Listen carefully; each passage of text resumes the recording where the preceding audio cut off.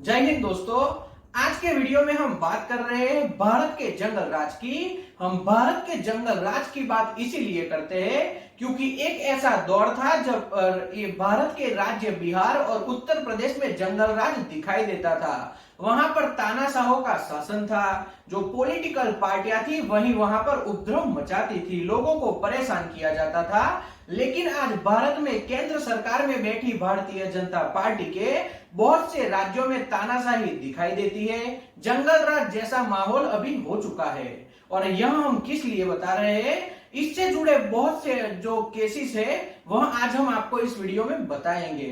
हाल ही में उत्तर प्रदेश राज्य में पहले दो भाइयों की गोली मारकर हत्या कर दी गई। हालांकि वह गुंडे थे, उनके ऊपर कार्रवाई चल रही थी, लेकिन न्यायिक कार्रवाई भी कुछ होती है। जो भारतीय जनता पार्टी जब सत्ता में आई उस वक्त उनका सबसे बड़ा मुद्दा था कि उत्तर प्रदेश राज्य में जंगल राज हम खत्म करेंगे। लेकिन जंगल राज अब उल्टे तरीके से काम करना शुरू कर दिया है। अब जिन लोगों के ऊपर कानूनन कार्रवाई चल रही है उन लोगों को गोलियों से भून दिया जाता है, और वह भी पुलिस के सामने। तो यहाँ पर प्रश्न खड़े होते हैं जंगल राज के, क्योंकि जो भारतीय जनता पार्टी अब सत्ता पर बैठी है उस राज्य में दो अपराधी को जब पुलिस अस्पताल से चेकिंग करवाकर वापस ले जाती है तो मीडिया से उनकी बात करवाई जाती है, और मीडिया के कोई कर्मचारी के रूप में आया हुआ जो शूटर थे उन्होंने उन दोनों को गोली मारकर हत्या कर दी। तो यह जंगल राज का ही एक उदाहरण है, क्योंकि पुलिस की कार्रवाई पर भी प्रश्न खड़े होते हैं, और जब राज्य की पुलिस की कार्रवाई के ऊपर कोई प्रश्न खड़ा होता है तो वह सीधे तरीके से चुनी हुई सरकार पर प्रश्न खड़े होने जैसा हो जाता है। क्योंकि राज्य में जो लॉ एंड ऑर्डर को हैंडल करना है वह राज्य की सरकार करती है। तो यह सबसे पहले सुनना चाहिए कि जो उत्तर प्रदेश राज्य में योगी आदित्यनाथ की सरकार है वहां पर उन्हें बुलडोजर बाबा के नाम से जाना जाता है। तो एक बात समझिए, अगर कोई मुस्लिम के द्वारा ऐसा कोई भी कार्य किया जाता है तो उनका घर तोड़ दिया जाता है, लेकिन जब हिंदू के द्वारा ऐसा कोई भी खराब कार्य किया जाता है तो उसे किसी भी तरह से इन लोगों के द्वारा परेशान नहीं किया जाता और कानूनी प्रक्रिया का हवाला दे दिया जाता है। तो इस विषय में सभी लोगों को सोचना चाहिए। इसी तरह से हाल में जो लखनऊ में संजीव महेश्वरी और जीवा को मौत के घाट उतार दिया गया, और वह भी कोर्ट कैंपस में नहीं बल्कि कोर्ट रूम में आकर एक अपराधी ने उसे गोली मारकर हत्या कर दी। अब यह अपराधी एक हिंदू है, तो यहाँ पर किसी भी तरह की उसके परिवार और उसके घर के ऊपर हमला नहीं किया जाएगा, और बुलडोजर बाबा इसका घर नहीं तोड़ेंगे। उसके अगेंस्ट में क्या किया उत्तर प्रदेश सरकार, जिसको लॉ एंड ऑर्डर को ध्यान में रखना है, उन्होंने 4 हेड कांस्टेबल और 2 कांस्टेबल को तत्काल प्रभाव से सस्पेंड कर दिया, और उनके ऊपर डिपार्टमेंटल इंक्वायरी की जांच बिठाने का भी आदेश पारित किया। अब यहाँ पर जंगल राज का प्रश्न खड़ा होता है। पहले तो अपराधी को पुलिस के सामने कोई मीडिया कर्मचारी के रूप में आकर गोलियों से छल्ली कर देता है, और वह भी अपराधी सभी हिंदू निकलते हैं। और अब ऐसे अपराधी जो कोर्ट रूम में उसे हाजिरी देने के लिए ले जाया जाता है, वहां पर आकर कोई उसे गोली मारकर मौत के घाट उतार देता है, और वह अपराधी भी हिंदू निकलता है। और ऐसे में यहाँ पर प्रश्न होता है कि जंगल राज इसी को हम मान सकते हैं, क्योंकि एक ऐसा दौर है कि अगर मुसलमान उत्तर प्रदेश में पत्थर भी कहीं पे डालता है तो उसका घर तोड़ दिया जाता है, और हिंदू किसी को गोली से मार देता है तो उसके ऊपर कोई भी कार्रवाई इस तरह की नहीं की जाती। अब इससे आगे हम भारत का एक खूबसूरत राज्य मणिपुर के विषय में जानते हैं। मणिपुर में पिछले 1 महीने से दंगे भड़क रहे हैं। 56 से ज्यादा गांव को आग के हवाले कर दिया गया है, और यह 2 समुदाय के बीच में यहाँ पर झगड़े चल रहे हैं।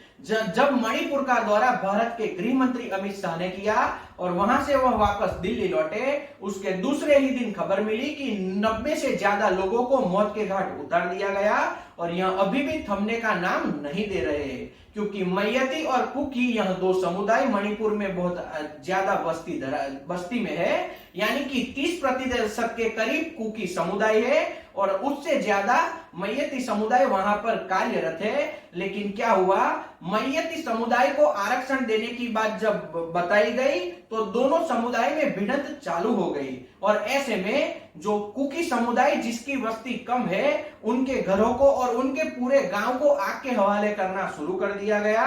और ऐसे में वहां के मुख्यमंत्री भी किसी एक समुदाय की मदद करते हैं, ऐसा उनके ऊपर आरोप लगता रहा है।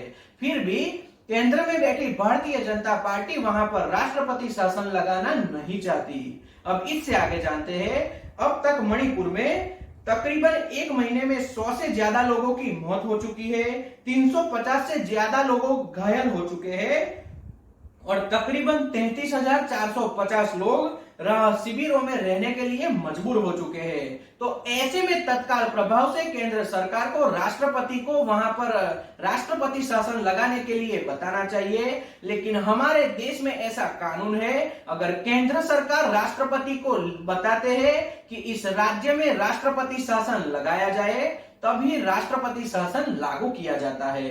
तो केंद्र सरकार कभी भी नहीं चाहेगी जिस राज्य में उनकी सरकार हो यानी कि भारतीय जनता पार्टी की सरकार हो वहां पर राष्ट्रपति शासन लगाया जाए। अगर इसकी जगह पर कोई विपक्षी पार्टी की सरकार होती कोई राज्य में तो वहां पर अब तक राष्ट्रपति शासन लगाया गया होता, क्योंकि केंद्र सरकार पूरा जोर लगाकर उस राज्य को अपने बस में करना चाहती थी। तो इसी तरह का पॉलिटिक्स इस वक्त भारत में दिखाई देता है। तो एक बार इस विषय में भी जरूर सोचना चाहिए। अब तीसरा मामला हरियाणा से आता है। हरियाणा में जो किसान संगठन है वह सरकार के सामने एमएसपी लागू करने की मांग को लेकर धरने पर बैठे थे।